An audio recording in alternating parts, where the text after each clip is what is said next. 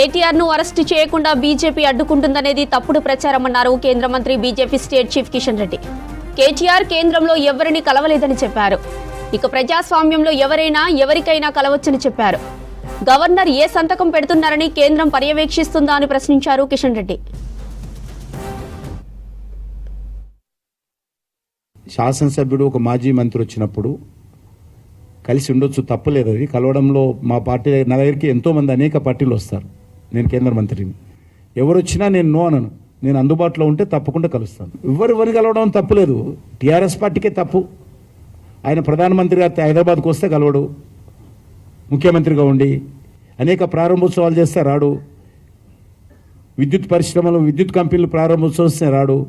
గురువింద గింజ సామెతలాగా రెండు పార్టీల వ్యవహారం ఉంది. ఈ రెండు పార్టీలు దొందే. తెలంగాణకి రెండు పార్టీలు పట్టిన శాపము. తెలంగాణ ప్రజల బతుకు రోడ్డున పడేసేటువంటి వ్యవహారం ఈ రెండు పార్టీలు. ఏ ఒక్కరు కూడా తెలంగాణ ప్రజల మేలు చేయాలనేటువంటి ఆలోచన రెండు పార్టీలకు లేదు. అది గవర్నర్ పరిధిలో అంశము. ఏదైనా ఒక ఫైల్ పంపిస్తే అనుమతి ఇవ్వాలా లేదా లా డిపార్ట్మెంట్ పంపించి ఒపీనియన్ తీసుకుంటారు గవర్నర్. సిస్టమ్ ఉంది, దానికి సిస్టమ్ ఉంది. ఆయన ఒపీనియన్ తీసుకుంటూ ఇప్పుడు ఇచ్చో కూడా లేదు. నేను అక్కడ ఉన్నాను. ఆయన మొన్న ముఖ్యమంత్రి గారు స్టేట్మెంట్ చూసిన, ఇది ఇవ్వడం లేదంటే ఈ పార్టీ ఆ పార్టీ ఒకటి అంటాడు. గవర్నర్ గారు ఏమో సంతకం పెడతాడు, రోజు మేము పర్యవేక్షణ చేస్తాడా కేంద్ర ప్రభుత్వం? గవర్నర్కు విచక్షణ లేదా? గవర్నర్ అధికారాలు ఉన్నాయి, వ్యవస్థ ఉంది.